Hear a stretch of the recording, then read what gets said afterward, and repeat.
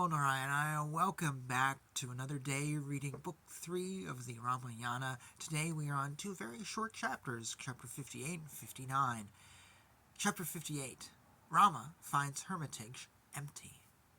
Seeing the depressed Lakshmana in that lonely place, by the track which Sita normally took, Rama asked, "Where is that Sita who followed me when I started to Dandakaranya, leaving whom you have come here?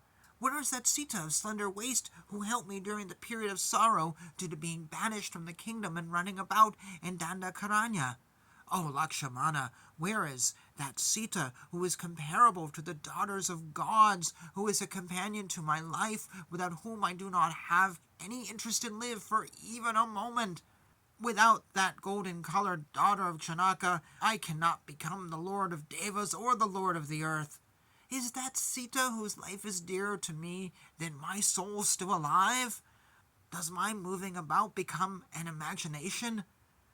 When I die for the sake of Sita, and when you go back, would the desire of Kakeyi be fulfilled, and would she be happy? Oh, would my saint-like mother Kausalya, after her son is dead, serve Kakeyi, whose son is ruling the country?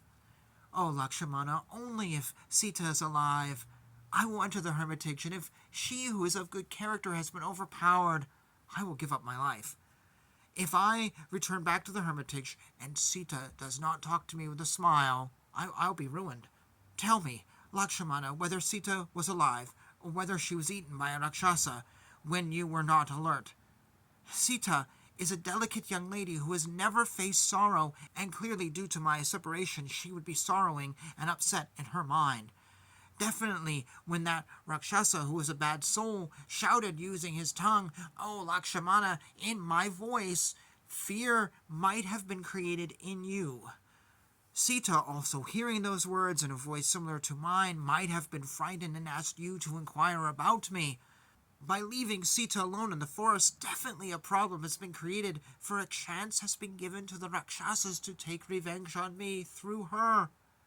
Those flesh-eating Rakshasas are sad because of my killing Kara, and I have no doubt that Sita has been killed by those horrible creatures.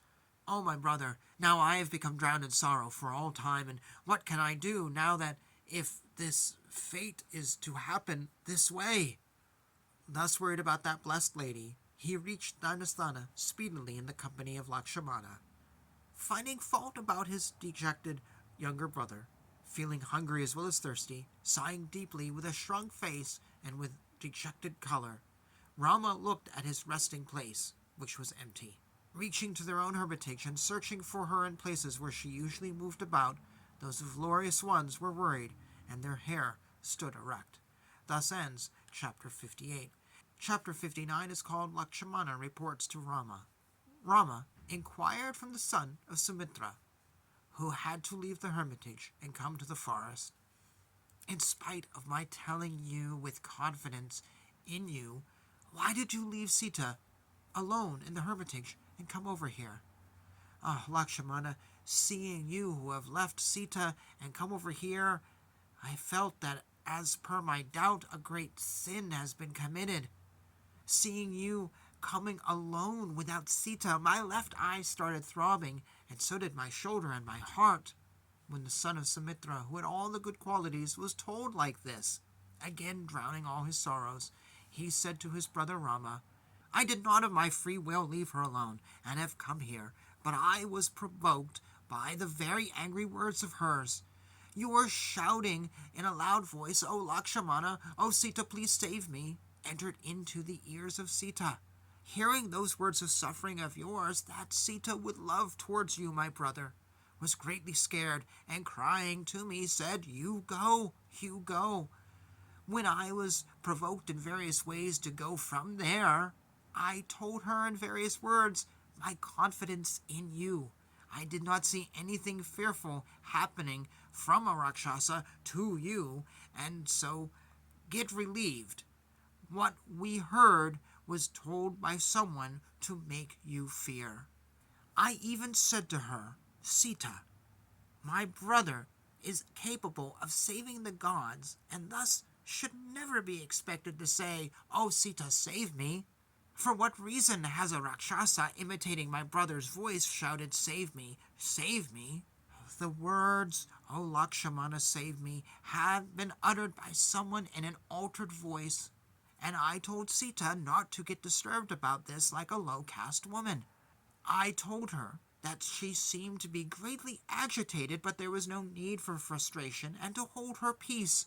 In all three worlds, no such person is either born or going to be who can win over Rama in a war, and even the Devas led by Indra cannot defeat Rama in a war.